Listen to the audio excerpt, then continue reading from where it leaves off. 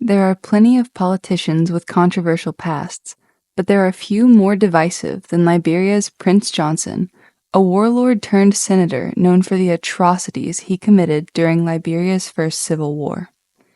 His story is one of excessive violence and cruelty, but also of redemption. Not everyone bought into his story of changing his ways, but this former rebel leader became a beacon of hope to many.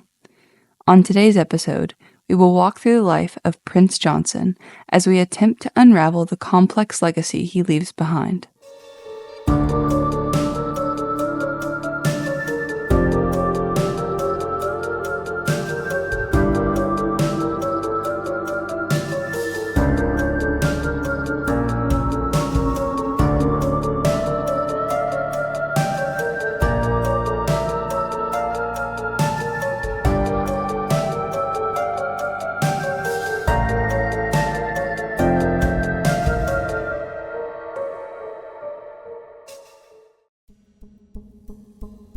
From warlord to senator and presidential hopeful, and from infamous and ruthless rebel leader to influential voice of hope, his story is certainly unique. He was widely feared by many, only to later become a hero to many others.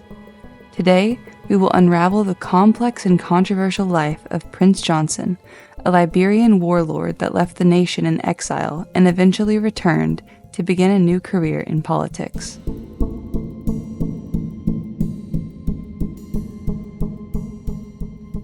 Prince Johnson was born on July 6, 1952 in Tepeta, Liberia. Raised by his uncle in the capital city of Monrovia, Johnson's early years were seemingly ordinary. By his late teens, Johnson joined the Liberian National Guard, where he quickly rose through the ranks to become a lieutenant. When the National Guard later became the Armed Forces of Liberia, Johnson became the new commanding general. However, as is often the case, power became a very corrupting influence in Johnson's life. His ambitions were far beyond what the military could offer. As the war drum sounded signaling the beginning of Liberia's first civil war, Johnson left his military service behind to join the National Patriotic Front of Liberia, a rebel group led by Charles Taylor.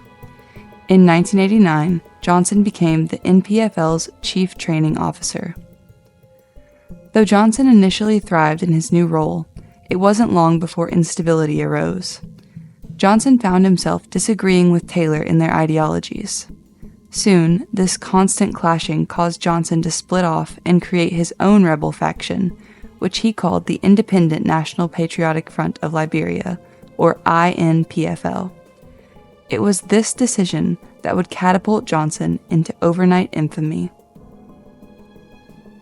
In the summer of 1990, Johnson's INPFL forces managed to seize control of Monrovia, stomping out the opposing rebel forces to take control of the capital.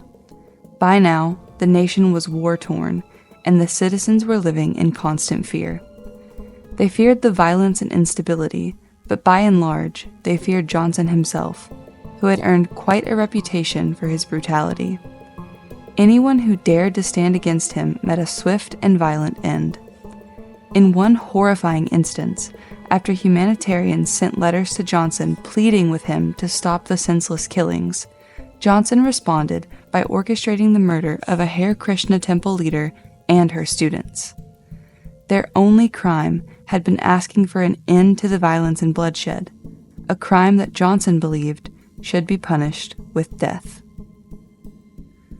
Johnson's most infamous act of violence came on September 9, 1990, when his forces captured Liberia's president, Samuel Doe. The events that followed were a gruesome display of torture and merciless execution, which were recorded and broadcast to the world. In the horrific videos, Johnson was seen relaxing and enjoying a beer while his militant group members tortured and mutilated the president. These videos cemented Johnson's place as one of the most ruthless warlords in the nation. After Doe's murder, Johnson claimed presidential authority. However, NPFL leader Charles Taylor managed to consolidate rebel groups under his control, and Johnson was forced to flee to evade capture. He escaped to Nigeria, where he lived in exile for 12 years. During his exile, Johnson claims to have undergone a spiritual transformation. He converted to Christianity and, according to his own testimony, made amends with Samuel Doe's family.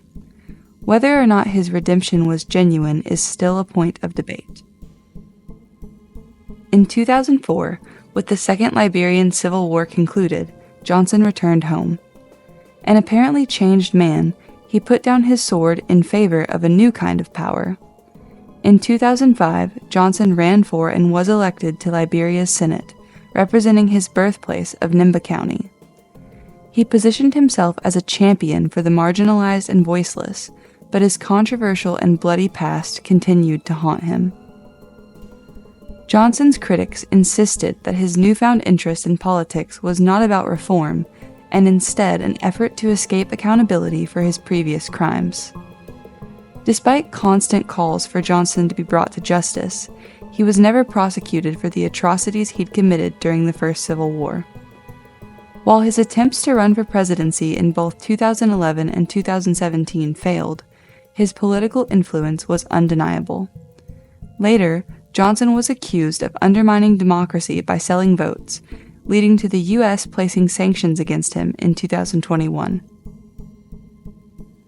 On November 28, 2024, Prince Johnson passed away in a hospital at the age of 72. His death signified the end of a deeply divisive life. For some Liberians, Johnson's death was devastating, and they mourned the loss of a passionate leader who fought for their best interests. For others, Johnson's death was devastating in another way. They felt that justice was never served, and a monster had lived his life without facing the consequences of his horrific actions. Johnson's funeral was a state-sanctioned 5-day event that drew massive crowds, highlighting again his polarizing legacy. To those who loved him, Johnson was a freedom fighter and a voice for the voiceless. To those who hated him, Johnson was nothing more than a war criminal who never cared about anything but his own power and personal gain. Prince Johnson's life forces us to confront uncomfortable questions. Can a person with such a violent and cruel past ever truly find redemption? What does it mean for a nation to honor someone whose legacy is so deeply entrenched in atrocities? Whether or not Prince Johnson truly changed his ways is a question none of us can answer. Regardless, his story serves as a reminder that our past actions may be forgiven by some, but will never truly be forgotten. The story of Prince Johnson remains as yet another tale from the underworld. Thanks for listening to Tales from the Underworld. If you're fascinated by the stories we uncover, make sure to hit that subscribe button on your favorite podcast platform so you never miss an episode. For even more exclusive content, head over to our website at talesfromtheunderworld.com and subscribe to our newsletter. You'll get insider access to deeper case details, early updates on new episodes, and more true crime content sent straight to your inbox. Until next time, stay curious, stay vigilant, and stay out of the shadows.